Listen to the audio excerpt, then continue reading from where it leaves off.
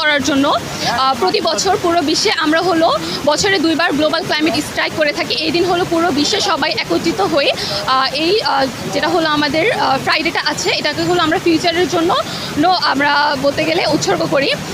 আমরা দেখছি যে জলবায়ুর পরিবর্তন হচ্ছে, আর এই জলবায়ু পরিবর্তনের কারণের জন্য আমরা মানুষরাই দায়ী। জলবায়ুর সাথে যে অবিচারটা হচ্ছে সেটার জন্য আমরা দায়ী।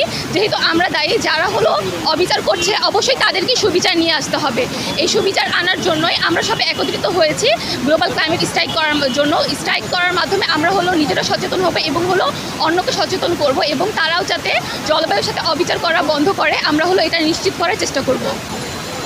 আচ্ছা, বাংলাদেশ কিন্তু জলবায়ু পরিবর্তনের জন্য সরাসরি কিন্তু দায়ী না। উন্নত বিশ্বগুলো জলবায়ু পরিবর্তনের জন্য সরাসরি দায়ী, কিন্তু এর প্রভাবগুলো পড়ছে আমরা হলাম গিয়ে যেসব দেশ নিম্ন আয়ের দেশ এবং নিচু অঞ্চলে আছি তারা কিন্তু প্রভাবিত হচ্ছে। জলবায়ু পরিবর্তনের কারণে, গ্লোবাল ওয়ার্মিংয়ের কারণে হিমবাহের হলো গিয়ে বরফগুলো গলে যাচ্ছে, যে কারণে সমুদ্র পৃষ্ঠের উচ্চতা বৃদ্ধি পাচ্ছে, যে কারণে প্রতি বছর বাংলাদেশে হলো আমরা বন্যার সম্মুখীন হচ্ছি। সেই বন্যাটা খুবই ভয়াবহভাবে হচ্ছে। মূলত হলো জলবায়ু পরিবর্তনের কারণে যে গ্লোবাল ওয়ার্মিংটা হচ্ছে, এটার কারণে প্রধানত বাংলাদেশ হলো জলবায়ু পরিবর্তনের যে ভয়াবহ দিক আছে সেটা সম্মুখীন হচ্ছে। আমরা সবাই কিন্তু গ্রিন হাউসের কথা জানি। গ্রিন হাউসের ভিতর কী হয়, যে কাচের তৈরি একটা ঘর থাকে, সেই ঘরের ভিতরে যে তাপটা আসে সেই তাপটা বের হতে পারে না। তো আমরা যদি এরকম গণহারে গাছ কাটতে থাকি, এখানে তো তাপমাত্রাটা বাড়বেই। এছাড়া হলো এই যে আমরা যে আমাদের বিল্ডিংগুলো সৌন্দর্য বৃদ্ধির জন্য যে গাছ লাগাচ্ছি, এর কারণে হলো যেই গরমটা আসছে সেটা কিন্তু আবার ফিরে চলে যেতে পারছে না, যে কারণে হলো আমাদের বৈশ্বিক যে তাপমাত্রা আসছে সেটা হলো বেড়ে যাচ্ছে।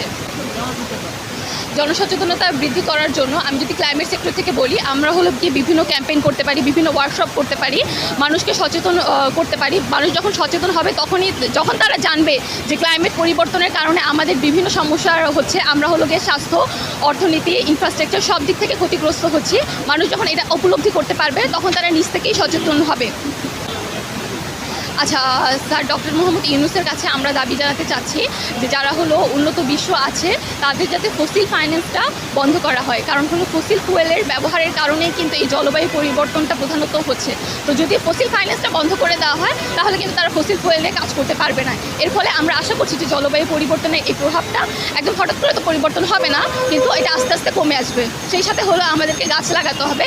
আমরা কিন্তু শুধু গাছ গণহারে লাগালেই হবে না, আমাদেরকে অবশ্যই এটা জেনে নিতে হবে যে কোন মাটিতে কোন গাছটা ভালো এবং বেশি টিকে থাকতেছে, এবং হলো গিয়ে কোন গাছ কার্বন ডাইঅক্সাইড এবং হলো গ্রিন হাউস ইফেক্টের সাথে জড়িত গ্যাসগুলোকে গ্রহণ করতে পারছে, সেই গাছগুলো আমাদেরকে লাগাতে হবে।